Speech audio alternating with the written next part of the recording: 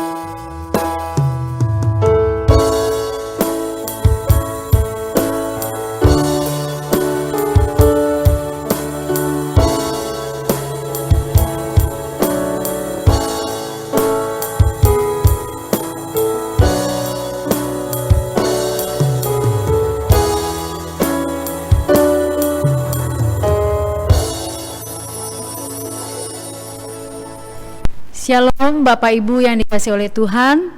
Kita akan menghabiskan ibadah kita pada hari ini. Saya menjemput jemaat sekalian untuk bangkit berdiri. Pertolongan bagi kita datangnya dari Tuhan yang menjadikan langit dan bumi, yang memelihara kesetiaannya sampai selama-lamanya, dan yang tidak pernah meninggalkan perbuatan tangannya. Turunlah atas saudara-saudara sekalian, damai, sejahtera, dan rahmat dari Allah Bapa, dari Tuhan Yesus Kristus, dan dari Roh Kudus. Amin. Jemaat yang Tuhan Yesus kasihi, hari ini adalah hari yang diberkati oleh Tuhan, di mana kita masih diizinkan untuk datang beribadah di hadapan-Nya, menaikkan ucapan syukur dan rasa terima kasih kita, karena Tuhan senantiasa selalu menyertai kehidupan kita.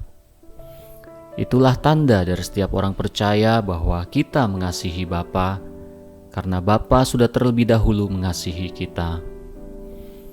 Kasih Bapa lebih tinggi dari sinar mentari pagi yang tak pernah berhenti menerangi kita. Cintanya lebih dalam dari sebuah samudra, sampai-sampai kita tenggelam di dalam kesetiaannya. Mari jemaat Tuhan, pagi hari ini kita mengagungkan kasih dan kesetiaan Tuhan lewat pujian Kasih Bapa.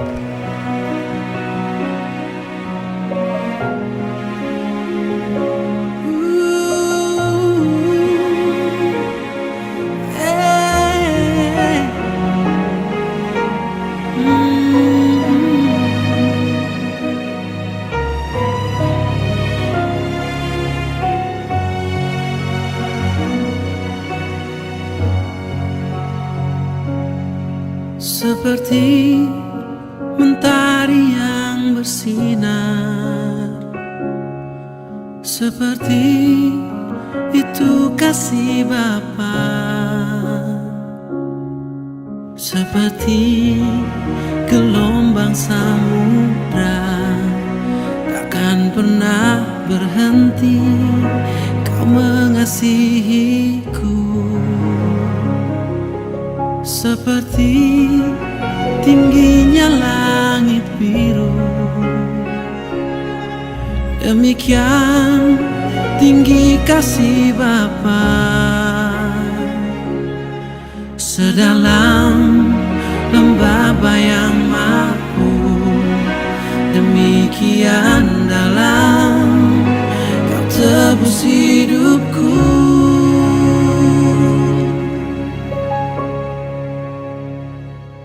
Kasih-Mu lebih dari mentari yang tak pernah berhenti memancarkan sinarnya. Cinta-Mu lebih dari samudra, tenggelamku di dalam kesetiaan-Mu Tuhan. Terima kasih atas cinta-Mu.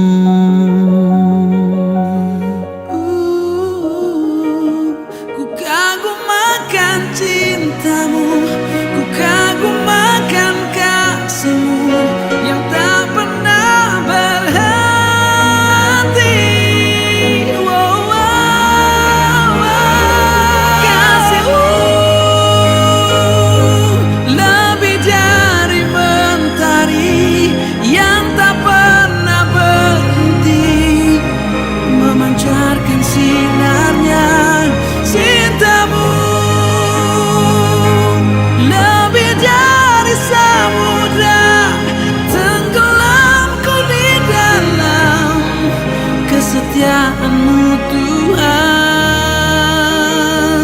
Terima kasih atas cinta-Mu.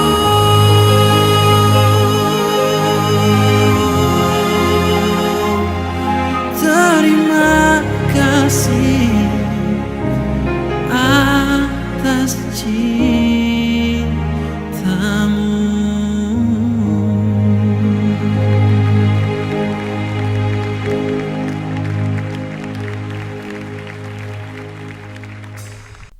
Jemaat yang diberkati oleh Tuhan, mari saat ini kita berdiam diri sejenak di hadapan Tuhan, mengingat segala kebaikan yang sudah Tuhan berikan di dalam hidup kita. Kalau kita masih Tuhan izinkan ada di dalam dunia ini, itu berarti Tuhan masih setia menyertai kita.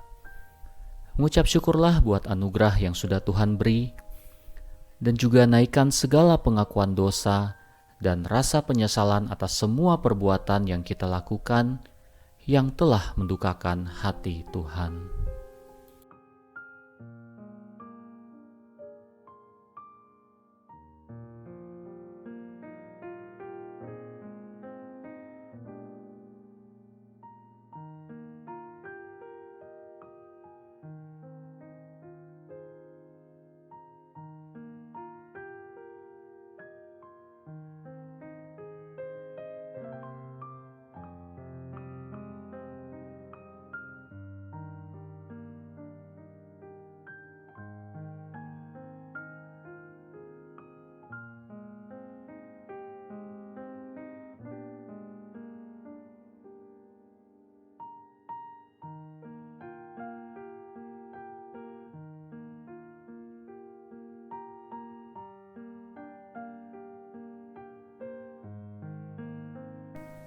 Bapa di dalam kerajaan sorga, inilah kami anak-anak-Mu yang telah datang menghadap Engkau, menaikkan segala ucapan syukur dan rasa terima kasih kami atas segala yang telah Engkau beri di dalam kehidupan kami.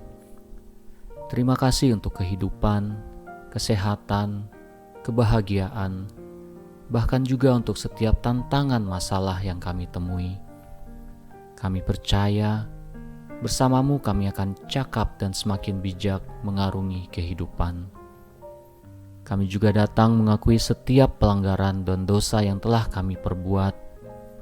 Ampunilah kami dan sucikanlah. Biarlah Roh-Mu yang kudus boleh terus menerangi hati kami dan menuntun jalan hidup kami.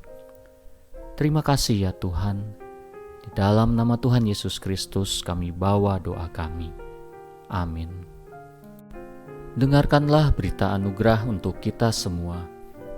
Kepada semua orang yang mengaku dosanya dengan sungguh-sungguh dan menyesal karena telah menempuh jalan yang demikian, sebagai hamba Kristus Yesus, saya memberitakan kepada saudara sekalian bahwa pengampunan dosa telah berlangsung dalam nama Bapa dan Anak dan Roh Kudus. Amin. Jemaat dipersilahkan duduk kembali. Jemaat yang Tuhan Yesus kasihi, Allah adalah sumber kekuatan kita. Di saat kita merasa tak berdaya, hanya Dialah satu-satunya yang dapat kita andalkan, karena Dia akan selalu menyertai kita selamanya. Mari jemaat Tuhan kita nyatakan iman percaya kita dengan mengangkat pujian Allah sumber kuatku.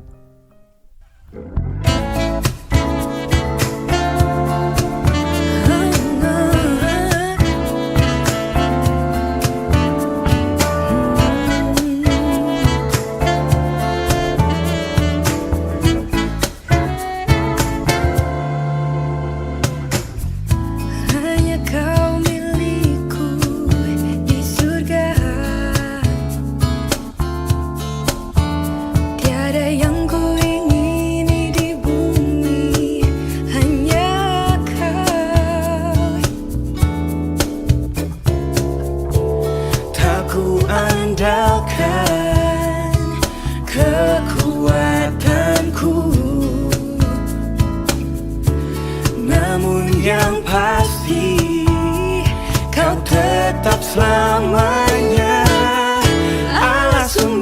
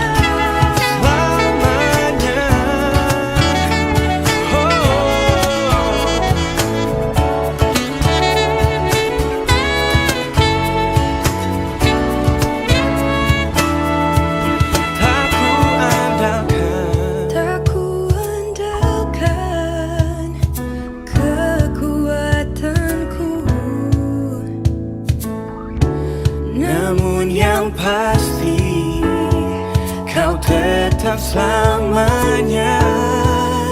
Oh, oh, tak ku andalkan kekuatanku, namun yang pasti kau tetap selamanya. Allah sumber kuatku, Allah sumber kuatku, Allah sumber kuatku dan bagianku selamanya.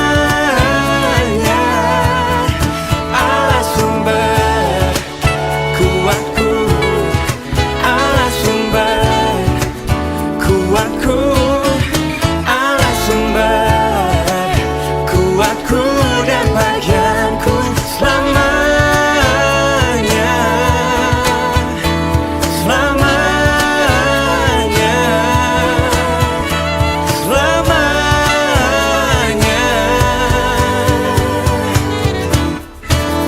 selamanya.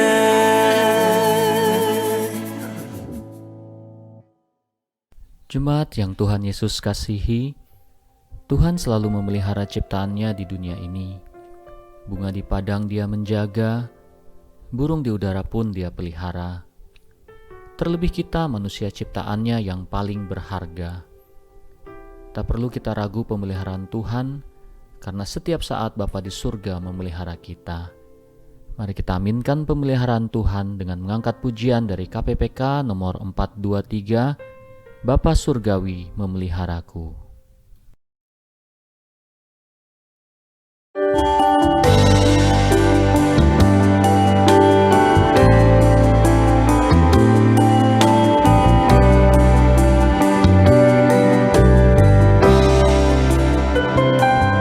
Padanya aku berharap, di darat atau laut yang gelap.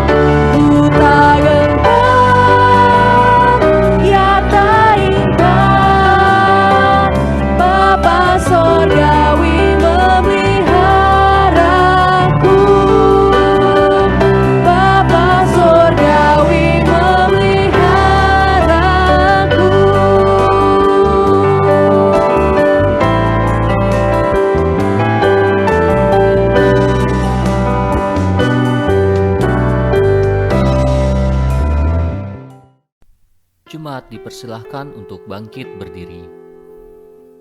Jemaat yang dikasihi Tuhan, bersama-sama dengan semua orang dari segala tempat dan sepanjang zaman, mari kita bersama-sama mengikrarkan pengakuan iman percaya kita, yaitu pengakuan iman rasuli. Aku percaya kepada Allah, Bapa yang Maha Kuasa, Khalik langit dan bumi, dan kepada Yesus Kristus, Anak-Nya yang tunggal Tuhan kita, yang dikandung daripada Roh Kudus, lahir dari anak darah Maria, yang derita sengsara di bawah pemerintahan Pontius Pilatus, disalibkan, mati dan dikuburkan, turun ke dalam kerajaan maut. Pada hari yang ketiga, bangkit pula dari antara orang mati, naik ke sorga, duduk di sebelah kanan Allah, Bapa yang Maha Kuasa. Dan dari sana Ia akan datang untuk menghakimi orang yang hidup dan yang mati. Aku percaya kepada Roh Kudus, gereja yang kudus dan am, persekutuan orang kudus, pengampunan dosa, kebangkitan tubuh, dan hidup yang kekal. Amin. Jemaat dipersilakan untuk duduk kembali. Jemaat yang dikasihi Tuhan, di dalam kehidupan kita, sering kita mendapati orang-orang yang baik yang mendukung kita. Namun ada juga orang-orang yang kurang baik, bahkan mungkin bisa membuat kita menjadi marah dan gusar. Biarlah kita menyadari hal itu, dan biarlah kita menjaga hati kita. Kita boleh bijaksana di dalam pergaulan, dan menyerahkan hidup kita sepenuhnya dituntun oleh Tuhan. Tuhan sanggup mengubah hati kita sehingga kita tidak jatuh ke dalam dosa. Mari kita siapkan hati kita dalam mendengarkan firman Tuhan. Kita mengangkat pujian, sentuh hatiku.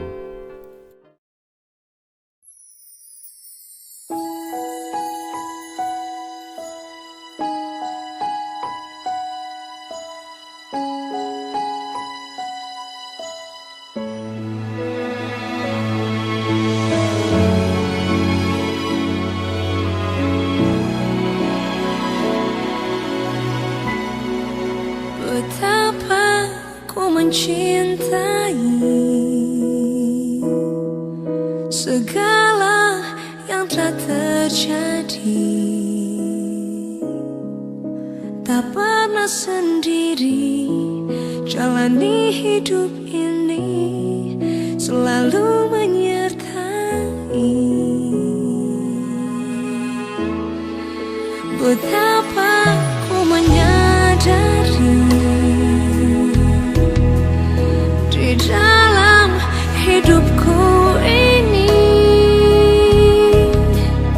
Kau selalu memberi rancangan terbaik oleh karena kasih. Bapa, sentuh hatiku, ubah hidupku menjadi yang baru, bagai emas yang murni. Kau membentuk bejana hatiku.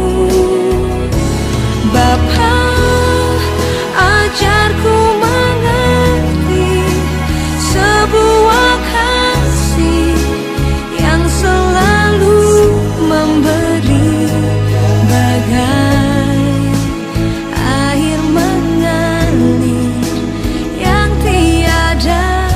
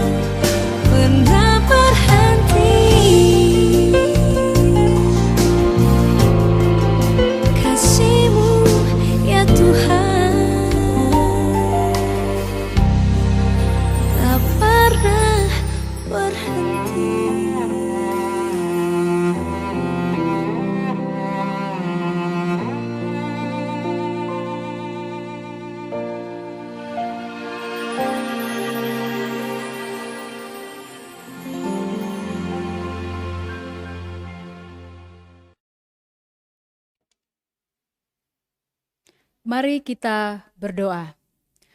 Bapa yang bertahta dalam kerajaan surga, segala puji dan syukur kami naikkan kepadamu ya Tuhan, oleh karena anugerah Tuhan, kebaikan Tuhan, perlindungan Tuhan, yang tidak pernah berubah dalam kehidupan kami.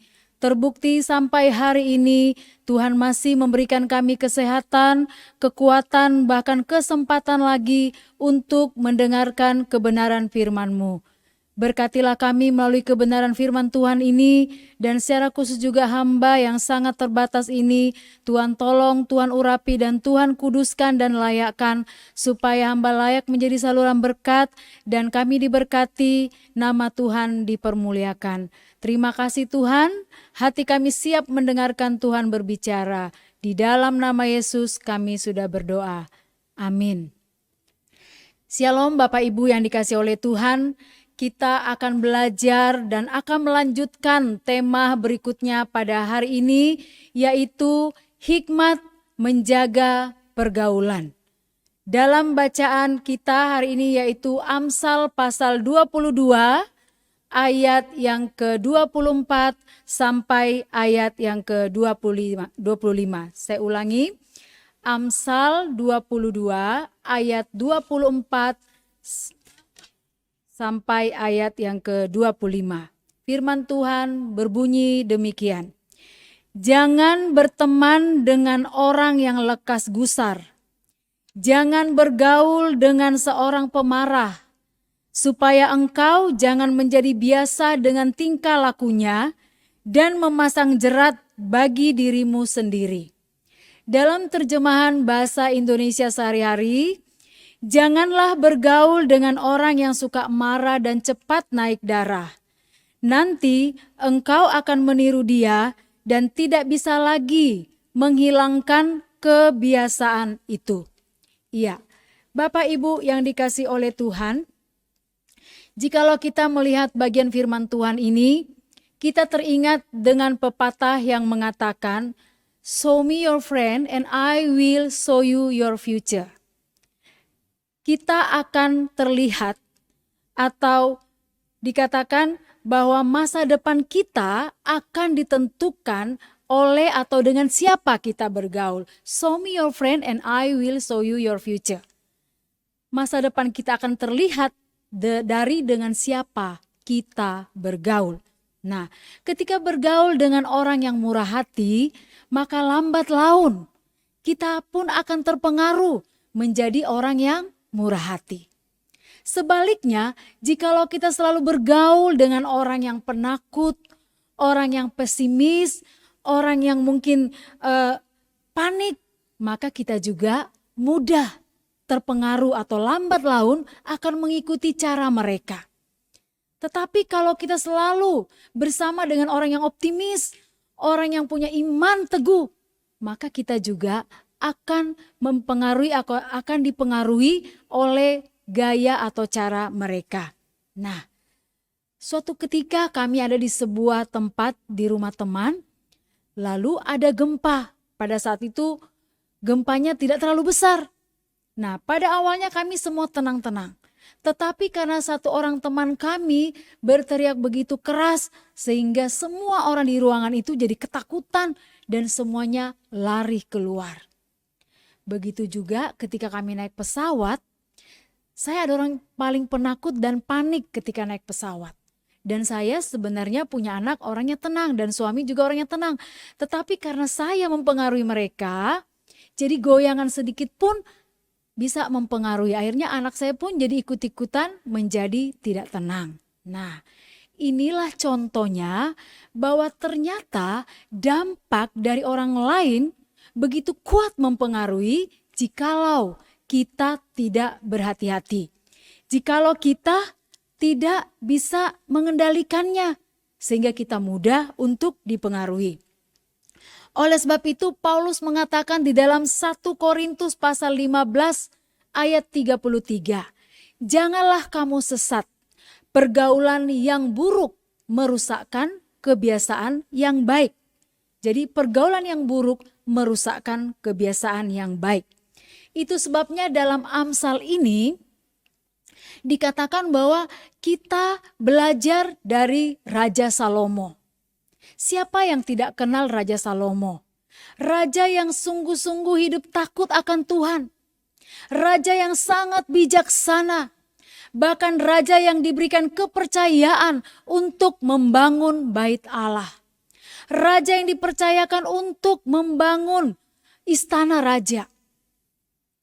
Bahkan raja yang sangat terkenal sebagai raja yang sangat bijaksana. Tetapi Bapak Ibu, apa yang terjadi? Akhirnya kerajaannya menjadi lemah, bahkan menuju kepada kehancuran, oleh karena dia dipengaruhi oleh wanita-wanita yang tidak takut Tuhan. Baik wanita Moab, wanita dari Het, dari Sidon, dari Edom, Amon, mereka semua telah mempengaruhi Raja Salomo. Padahal Tuhan sudah mengatakan jangan bergaul dengan mereka, bahkan mereka pun jangan bergaul dengan engkau. Tetapi Raja Salomo tidak mendengarkannya. Bahkan dikatakan Raja Salomo menjadi raja yang jahat. Dia telah mendirikan tiang-tiang pengorbanan, bahkan menyembah berhala. Dia menjauhi Tuhan. Dia jauh daripada Tuhan oleh karena pergaulannya dengan orang-orang yang tidak mengenal Tuhan. Nah, itu sebabnya kita belajar bahwa pergaulan kita sangat menentukan masa depan kita. Pergaulan kita begitu penting, jadi kita harus berhati-hati, harus bijaksana dalam bergaul, supaya kita tidak mudah terpengaruh dengan hal-hal yang negatif yang disebabkan oleh pergaulan yang tadi. Bapak Ibu yang dikasihi oleh Tuhan, pergaulan yang buruk merusakkan kebiasaan yang baik. Berhati-hatilah dan bijaksanalah dalam bergaul, supaya kita tidak terpengaruh dengan cara dan jalan mereka. Yang pertama kita akan melihat apa itu arti pergaulan. Dalam Kamus Bahasa Indonesia, pergaulan yaitu kehidupan bermasyarakat, dari kata bergaul, yaitu hidup berteman, hidup bersahabat. Jadi hubungan pertemanan atau persahabatan dengan orang lain dalam suatu lingkup masyarakat tertentu. Itulah yang disebut dengan pergaulan dalam Kamus Bahasa Indonesia. Di dalam Amsal 22 ayat 24 ini dikatakan, jangan berteman dengan orang yang lekas gusar. Jangan bergaul dengan seorang pemarah. Jadi kata berteman di sini dan kata bergaul dalam bahasa asli hanya dituliskan satu kata, yaitu kata rau-au atau friendship. Artinya itu secara kiasan pasture atau padang rumput, merawat, merumput. Nah, sedangkan arti sebenarnya yaitu untuk bergaul, menjadi teman, menjadi sahabat, menjadi pendamping. Mengapa disebut padang rumput, merawat, atau disebut merumput? Nah, ketika kita melihat padang rumput, kita akan langsung membayangkan di padang rumput itu ada sekumpulan, sekelompok, sekawanan, domba atau sapi. Bahkan ada para gembala di mana mereka melakukan kegiatan bersama di tempat yang sama. Nah, bagi orang Ibrani, berteman, bersahabat, atau bergaul itu diibaratkan seperti kumpulan, kawanan, kelompok bersama. Digambarkan seperti kumpulan sekelompok domba dengan domba, atau sapi dengan sapi, atau domba dengan sapi, bahkan dengan para gembala-gembalanya. Di mana mereka terlibat dalam kegiatan yang sama. Mereka merumput bersama, makan bersama di tempat yang sama dengan tujuan yang sama. Artinya bersahabat di sini atau bergaul di sini menunjukkan gambarannya begitu dekat satu dengan yang lain. Tetapi karena kedekatan itu seringkali terjadi konflik atau terjadi perselisihan, terjadi masalah di antara mereka. Baik dengan domba atau domba dengan sapi atau dengan para gembala-gembala mereka. Sehingga hubungan yang tadi baik menjadi rusak. Nah, itu sebabnya dikatakan bahwa pertemanan ini, persahabatan ini kita harus berhati-hati. Contohnya, kisah Abraham dan Lot, di mana sebelumnya mereka berada di padang yang sama. Domba-domba mereka semua menikmati rumput yang sama. Tetapi pada akhirnya mereka harus berpisah demi menghindari perselisihan atau konflik yang lebih besar. Akhirnya Lot dan Abraham berpisah. Nah, Bapak Ibu yang dikasihi oleh Tuhan, firman Tuhan mengingatkan kita di sini, jangan bergaul, jangan berteman, jangan menjadi pendamping atau berkumpul terlalu dekat. Jangan terlibat dalam kegiatan yang sama, pada tempat yang sama, karena akan terjadi hal-hal yang tidak diinginkan. Nah, artinya hubungan yang begitu dekat itu bisa menjadi rusak, bisa menjadi tidak seperti semula jikalau kita tidak berhati-hati. Jikalau kita tidak bijaksana, akhirnya kita bisa terpengaruh dengan cara mereka atau juga akan terjadi masalah-masalah yang merugikan kedua belah pihak.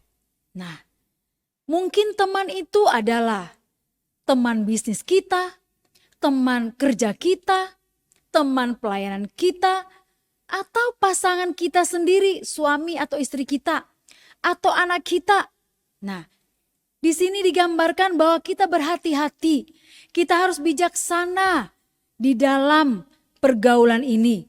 Karena sekalipun mereka, misalnya di dunia bisnis, mereka begitu ahli dalam bidangnya, tetapi kalau karakter mereka belum berubah, akan terus seperti itu, akan menimbulkan dampak yang merugikan bagi kedua belah pihak.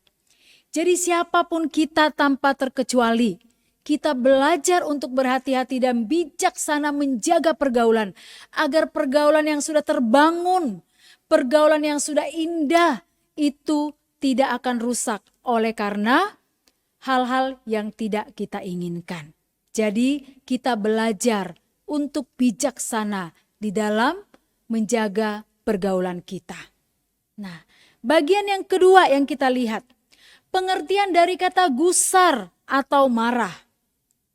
Yang pertama kata gusar, ap atau nostril, artinya kegeraman, kemarahan, kegusaran, digambarkan sebagai lubang hidung. Kenapa? Karena orang yang marah sering terlihat dari lubang hidung yang memerah, yang semakin membesar. Nah, ini gambaran umum bahwa ini menggambarkan sebagai istilah umum kemarahan atau murka itu terlihat di wajah seseorang. Jadi kalau orang marah, pasti akan kelihatan dari wajahnya. Dia marah atau sedih atau bagaimana akan terlihat di wajahnya. Nah, orang yang gusar ini dikatakan orang yang mudah terprovokasi, orang yang mudah tersinggung, orang yang mudah marah sedikit-sedikit marah. Tidak ada alasan marah, apalagi ada alasan. Tidak ada sebab dia marah, apalagi kalau banyak sebab. Tentu dia akan semakin marah. Tidak ada salah dia marah, apalagi kalau ada salah. Itu karena apa? Dia sudah menjadikan gusar itu menjadi kebiasaan atau karakter dalam dirinya. Nah, itulah yang disebut dengan gusar. Di dalam Amsal 14 ayat 17, siapa lekas naik darah berlaku bodoh, tetapi orang yang bijaksana bersabar. Sedangkan Amsal 15 ayat 8, Amsal 15 ayat 18. Si pemarah membangkitkan pertengkaran, tetapi orang sabar memadamkan perbantahan. Nah, jadi kata gusar hampir sama dengan kata marah. Berikutnya kata marah.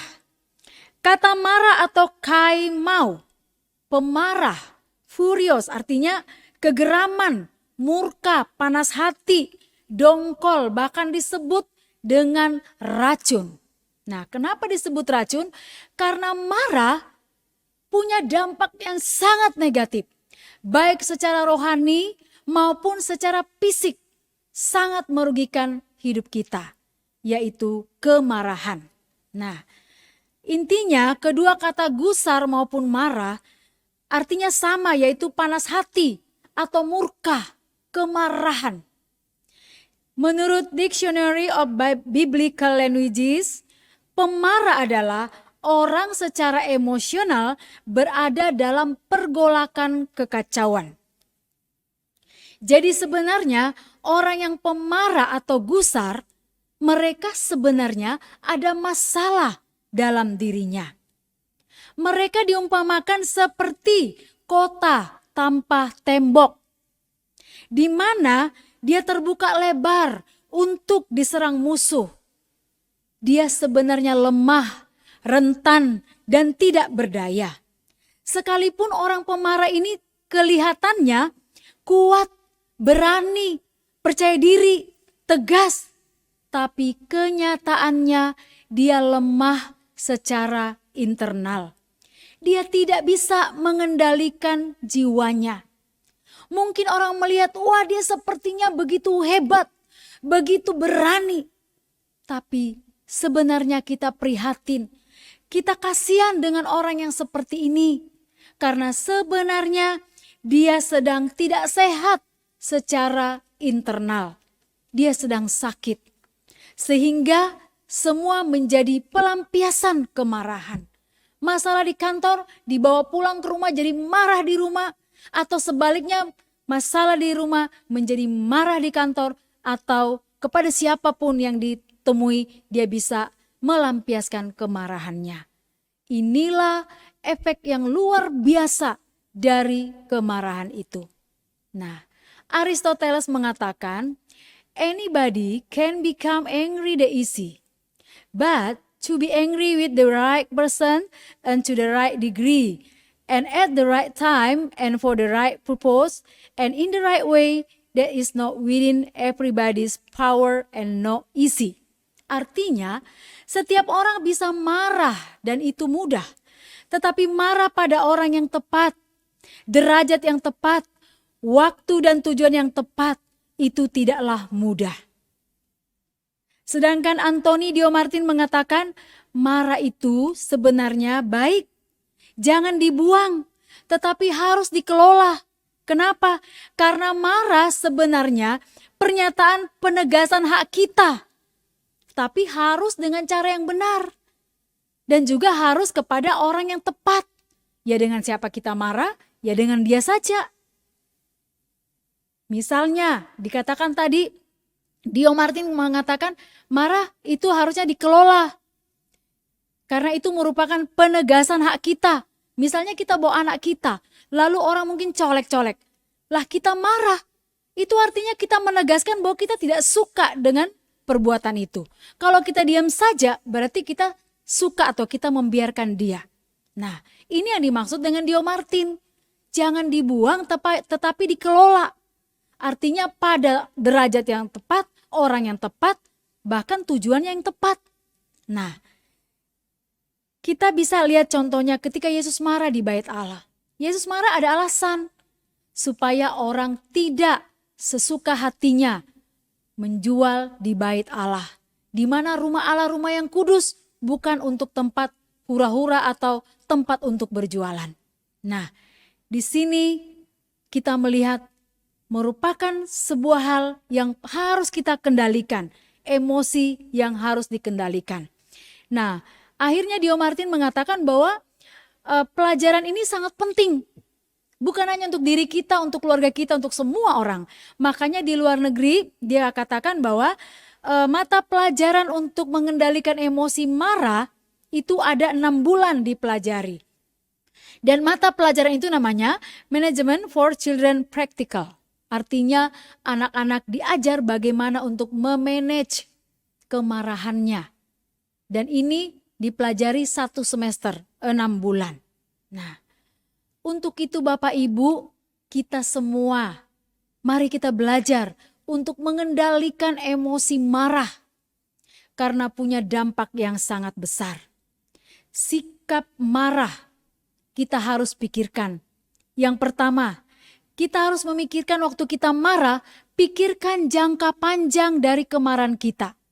Jangan kita marah 3 menit, tapi akan berdampak sampai 30 tahun. Dampaknya apa? Ya mungkin perkataan kita yang sudah melukai, ya mungkin akibat-akibat perkataan atau akibat fisik yang dilakukan karena marah, akhirnya berakibat jangka panjang. Baik mungkin kepada teman, kepada orang tua, ya kepada siapapun. Yang kedua, marah harus kita perhatikan harga diri kita.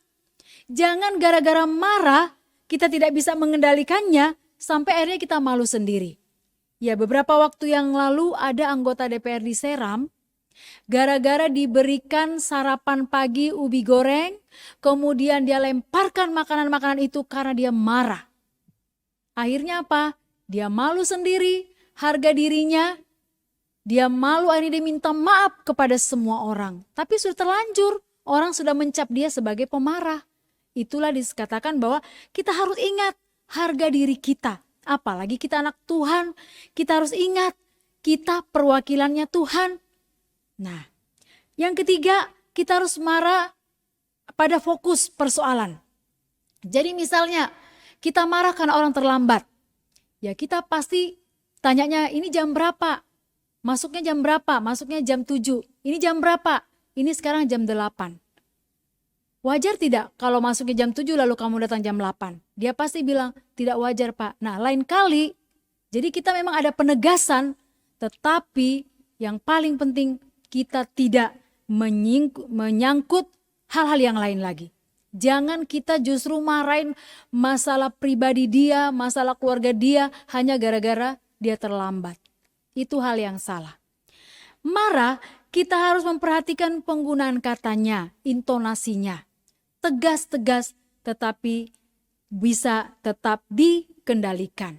Nah, ada seorang artis yang marah sampai dia memaki-maki Bapak Presiden. Ini sudah tidak benar.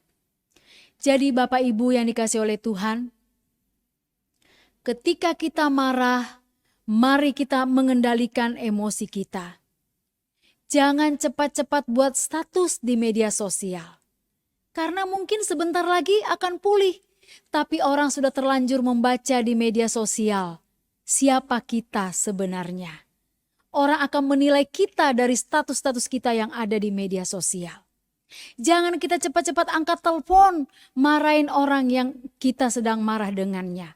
Atau kita cepat-cepat WhatsApp teman kita curhatkan semua-semuanya. Apalagi kalau ini masalah dalam rumah kita, antara suami kita dengan istri kita, lalu kita sudah bikin di media sosial, atau kita kasih tahu orang lain, lalu setelah itu kita sudah berdamai, lalu kita menyesal, kita mau tarik kembali, sudah terlanjur. Mereka sudah menilai kita, keluarga kita, yang malu siapa? Yang malu kita sendiri. Jadi mari kita belajar untuk mengendalikannya. Ketika kita emosi, lebih baik kita masuk kamar, tenang, duduk di dalam, diam, ambil waktu, berdoa dengan Tuhan. Kendalikanlah dengan cara yang benar, dengan baik, supaya kita tidak menyesal sendiri. Bapak Ibu yang dikasih oleh Tuhan, selain marah tadi, kita harus perhatikan, kita juga harus tahu, ternyata marah itu punya efek-efek negatif yang sangat berbahaya bagi kesehatan kita. Apa efek negatifnya? Yang pertama, marah bisa menyebabkan orang mengalami tukak lambung atau penyakit lambung. Jadi rangsangan orang yang emosinya negatif, misalnya terlalu marah, terlalu sedih, ya, terlalu cemas, terlalu membenci, akhirnya merangsang munculnya cairan asam secara berlebihan. Ini didapat dari liputan 6, efek negatif marah pada kesehatan. Akhirnya terjadilah yang namanya tukak lambung atau asam lambung. Yang kedua, efek negatif dari marah. Ya, kita mau melihat ini supaya kita belajar ya, benar-benar kita harus kendalikan emosi ini. Dapat menyebabkan migrain. Migrain yaitu sakit kepala di salah satu bagian. Nah, salah satu penyebabnya adalah pembesaran pembuluh darah dalam otak akibat ketegangan atau emosi. Jadi kalau orang yang suka migrain-migrain, coba mungkin kita terlalu sering emosi tak terkendali, ya kita belajar untuk redam demi mengingat kesehatan kita. Dapat menyebabkan hipertensi. Suka marah atau ketegangan dapat mengakibatkan penyempitan pembuluh darah pada organ-organ dalam. Akibatnya, darah dialirkan dalam jumlah yang lebih besar ke otot-otot tubuh seperti tangan dan kaki sehingga itu akan menjadi tegang. Itu hipertensi. Nah, bahayanya hipertensi bisa ke ginjal, bisa membuat kebutaan, bisa pusing, dan sebagainya. Marah bisa menyebabkan serangan jantung. Ya, katanya kalau orang yang marah, maka dia mudah terserang serangan jantung. Sebaliknya, supaya kita nggak kena serangan jantung, kita harus belajar untuk mengendalikannya. Karena dia bilang, orang yang tidak bisa mengendalikan emosinya, maka dia akan mengalami masalah-masalah ini. Dia mudah terserang karena gangguan-gangguan kardiovaskuler lainnya yang berakibat untuk kesehatan jantungnya. Nah, yang kelima yaitu asma. Ternyata orang yang asma juga itu oleh karena emosi yang tidak terkendali. Ya salah satunya marah. Akhirnya katanya dia bilang sulit bernapas. Terjadinya penyempitan jalan pernapasan. Berikutnya resiko stroke. Ya bahaya ini. Terjadi pembekuan darah ke otak atau pendarahan di dalam otak selama 2 jam setelah ledakan amarah. Makanya orang kalau sudah marah bisa berakibat itu karena ternyata setelah 2 jam kita ledakannya marah yang luar biasa itu bisa menyebabkan orang mengalami resiko stroke. Nah, kabar baiknya kita harus menghindari atau mengendalikan emosi supaya tidak mudah stroke. Yang berikutnya, dampak negatif marah. Dapat melemahkan daya tahan tubuh kita jika selalu marah. Makanya mungkin kita sering merasa sakit, apalagi dalam situasi pandemi COVID ini. Banyak sekali alasan untuk marah, banyak sekali alasan untuk cemas, banyak sekali alasan untuk bisa tidak mengendalikan emosi karena situasi ini. Tapi kita jangan memelihara, kita harus kendalikan. Dalam sebuah penelitian ilmuwan Universitas Harvard, dia mengatakan bahwa orang yang sehat saja hanya mengingat peristiwa-peristiwa marah yang telah lewat, dia sehat. Tapi dia hanya mengingat peristiwa-peristiwa atau pengalaman-pengalaman marah di masa lalu dapat menyebabkan penurunan tingkat antibodi imunoglobulin A, yakni pertahanan pertama sel dalam melawan infeksi dalam 6 jam. Nah, bayangkan orang sehat saja katanya hanya mengingat peristiwa masa lalu yang membuat dia marah itu sudah menurunkan antibodinya. Pertahanan pertama sel yang dapat melawan infeksi. Apalagi kalau dia marah. Mengingat aja sudah begitu. Apalagi kalau suka marah. Sistem kekebalan tubuhnya akan terus terancam. Wah, luar biasa ya efek daripada marah. Yang berikutnya dikatakan akan terjadi penuaan dini. Buku Don't Be Angry Mom oleh Dr. Nurul dikatakan rasa marah bisa menegangkan otot-otot di wajah sehingga mengakibatkan keriput.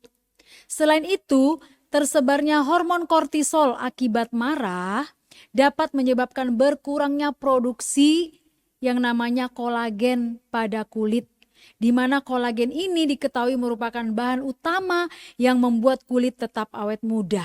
Nah, jadi kalau kita sering marah, sudah ototnya menjadi tegang, jadi keriput, produksi kolagennya habis, maka semakin tualah kita. Makanya orang suka bilang, jangan marah-marah nanti cepat tua. Ternyata ini alasannya. Nah, Bapak Ibu yang dikasih oleh Tuhan, kalau kita sebagai suami sayang istri, mari kita tolong dia supaya dia tidak marah-marah.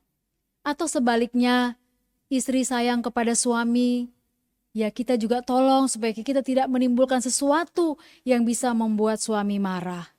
Atau anak-anak, kalau sayang pada orang tua, ingin orang tuanya panjang umur, sehat-sehat, jangan buat orang tua selalu marah. Membangunkan pun kita harus marah, memberi makan pun harus marah. Semuanya mau mandi segala macam. Kalian harus belajar. Kesehatan itu sangat berharga. Kasihani orang tua.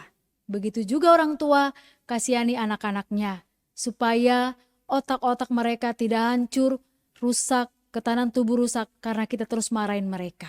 Nah, Bapak Ibu, jadi pemarah ini sangat merugikan baik secara fisik, secara rohani, baik bagi diri kita sendiri, juga kepada orang lain.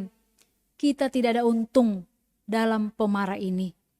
Karakter ini harus benar-benar kita kendalikan supaya kita sehat jasmani, sehat rohani, panjang umur. Selanjutnya ayat 25 mengatakan, supaya engkau jangan menjadi biasa dengan tingkah lakunya dan memasang jerat bagi dirimu sendiri. Di dalam Amsal 22 ayat 25. Tingkah laku di sini artinya caranya, jalannya, cara hidup, jalan hidup, gaya hidup. Nah, jadi kita jangan menjadi biasa dengan tingkah laku orang yang selalu pemarah, selalu gusar. Jangan kita meniru, jangan mengikuti gayanya, caranya. Jangan terlalu bergaul dengan orang seperti ini. Tapi kita harus doakan dia. Tuhan tolong dia, Tuhan pulihkan dia. Bahkan juga mungkin diri kita sendiri kita doakan. Supaya kita tidak terus menjadi batu sandungan bagi orang lain. Dan dikatakan jangan kita sampai terjerat. Snare artinya jerat, digayat, perangkap, jebakan, penangkap. Jangan mempelajari cara orang marah. Karena ketika kita mempelajari atau ketika kita selalu bersama dengan dia, kita bisa mengikuti kebiasaannya dan kita bisa terpengaruh dengannya. Jadi mari kita terus untuk belajar mengendalikan emosi gusar dan emosi marah. Baru-baru ini ada ibu-ibu yang ditilang. Dia bukannya minta maaf atas kesalahannya, dia malah menggigit Pak polisi. Ada pula bapak-bapak yang disuruh stop oleh karena dia melanggar peraturan. Dia malah menabrakkan mobilnya kepada polisi. Nah, ada juga yang menyeruduk polisi pakai kepalanya. Ya ini semua karena dia tidak bisa mengendalikan sikap kemarahannya itu. Jadi pergaulan dapat menularkan tingkah laku begitu cepat seperti api. Dengan berjalan bersamanya, mengamatinya dan mendengarkannya. Jadi berhati-hatilah dalam berteman. Jangan sampai kita terbawa arus dan kita merugikan diri kita sendiri. Nah, Bapak Ibu yang dikasihi Tuhan, hari ini firman Tuhan mengingatkan kita untuk kita bijaksana, berhikmat dalam menjaga pergaulan kita. Memang kita adalah makhluk sosial. Kita tidak bisa tanpa orang lain. Kita membutuhkan orang lain. Tetapi kita harus ingat, bijaksanalah dalam menjaga pergaulan. Bisa berteman, ramah baik, tidak membenci orangnya. Tetapi berhati-hati, jangan sampai kita mengikuti cara mereka. Pilihlah teman yang membangun kerohanian kita, memotivasi kita agar kita tetap kuat dalam menghadapi badai. Dapat menjadi pendengar, dapat menolong kita memberikan solusi kepada kita dalam menghadapi masalah. Bukan teman yang baik di depan, tetapi menghancurkan di belakang kita. Doakanlah diri kita sendiri, bahkan juga mungkin orang lain. Kalau kita adalah orang yang pemarah, karena sangat berdampak negatif, bukan hanya pada diri sendiri, tapi kepada orang lain, kepada banyak orang, bahkan terlebih lagi kepada Tuhan. Hindarilah sifat pemarah. Kelolalah emosi kita, karena selain merugikan diri kita secara fisik, kita akan kehilangan banyak teman. Merugikan orang lain, orang akan terluka, bukan hanya sekarang tetapi nanti, dan dapat merusak hubungan pertemanan kita, hubungan kekeluargaan, hubungan suami dan istri, hubungan orang tua dan anak, teman dengan teman. Jadi berhikmatlah menjaga pergaulan agar menjadi berkat bagi sesama dan juga untuk menyenangkan hati Tuhan. Kiranya kebenaran firman Tuhan dapat menolong kita semakin hari semakin dibarui dan semakin memuliakan Tuhan dalam hidup kita melalui karakter kita masing-masing. Sekali lagi, firman Tuhan hari ini mengingatkan kita supaya kita jangan menjadi orang yang pemarah. Tetapi kita harus mengelola emosi kita. Jangan berteman dengan orang yang lekas gusar. Jangan bergaul dengan seorang pemarah supaya engkau jangan menjadi biasa dengan tingkah lakunya dan memasang jerat bagi dirimu sendiri. Biarlah kebenaran firman Tuhan hari ini boleh menjadi berkat dan nama Tuhan dipermuliakan. Mari kita berdoa. Bapa Surgawi, terima kasih banyak. Kebenaran firman Tuhan hari ini telah mengingatkan kami supaya kami bijaksana, berhati-hati agar kami tidak menjadi pemarah dan kami tidak mengikuti cara orang lain atau terpengaruh dengan pergaulan-pergaulan yang bisa merugikan diri kami sendiri. Mampukan kami Tuhan dan kami berdoa, kalau itu kami, kalau itu suami, kalau itu istri, atau kalau itu anak-anak, kalau itu teman-teman kami, pulihkanlah kami Tuhan. Baharuilah kami, tolonglah kami, supaya semakin hari kami memiliki karakter yang indah, yang menyenangkan hati Tuhan, yang memuliakan hati Tuhan. Pulihkanlah kami semua Tuhan, dan masih ada waktu kami ditolong Tuhan untuk menata hidup kami lebih baik lagi, menata emosi kami lebih baik lagi, dan kami semakin masih diberikan Tuhan kesempatan untuk berkarya demi menyenangkan hatinya Tuhan. Terima kasih untuk firman Tuhan, mampukan kami melakukannya dalam hidup kami masing-masing. Hari ini juga Tuhan kami mau berdoa bagi jemaat Tuhan yang berulang tahun dalam minggu ini. Anak Margareta Juan Lee pada tanggal 7 Maret, anak Immanuel Marvel Anggawan tanggal 8 Maret, Ibu Yola Patiwael 9 Maret, Bapak Alexander Anggawan 10 Maret, anak Visela KS Maitor 10 Maret, Ibu Restina Simanjuntak 11 Maret, Ibu Caroline Yong 11 Maret, Saudara Marcelino Kevin Anggawan 12 Maret, Saudari Yesi Karen Hapuk 13 Maret. Kami berdoa supaya Tuhan memberkati anak-anak-Mu ini Tuhan, Bapak Ibu semua yang berulang tahun dalam minggu ini. Kiranya kasih anugerah Tuhan cukup bagi mereka. Berkati kesehatan mereka, berkati kehidupan mereka, berkati masa depan mereka. Apa yang menjadi pergumulan Tuhan selesaikan bagi mereka, yang menjadi kebutuhan-kebutuhan Engkau cukupkan bagi mereka. Dan biarlah mereka terus mensyukuri anugerah-anugerah Tuhan yang ada bagi mereka, sehingga mereka juga semakin setia, semakin bergantung dan berharap kepada Tuhan. Ini doa kami Bapa. Kami juga berdoa untuk semua jemaat-Mu dimanapun berada.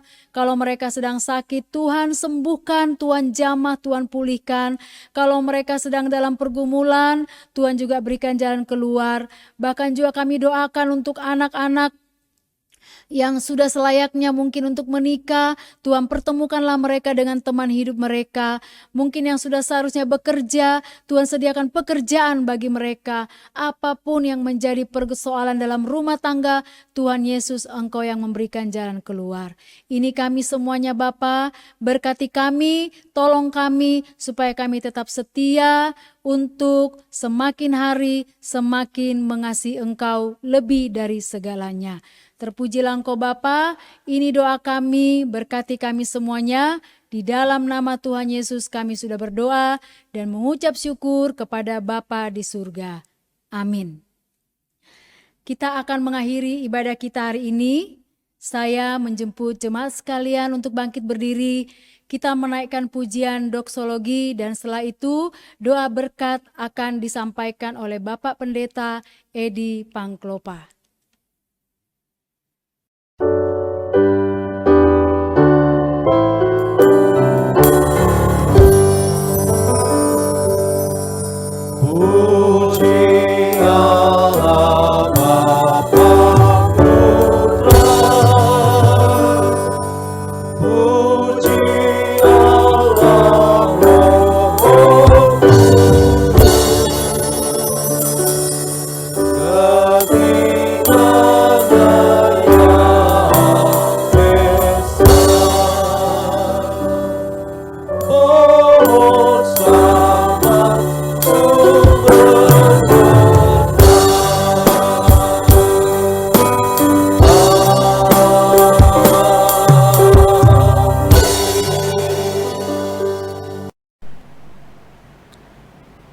Jemaat, undurlah dari hadapan Tuhan, masuki dan jalani kehidupanmu sepanjang minggu yang akan datang, dan terimalah berkat Tuhan.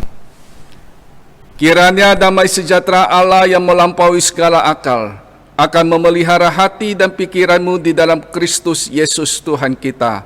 Amin.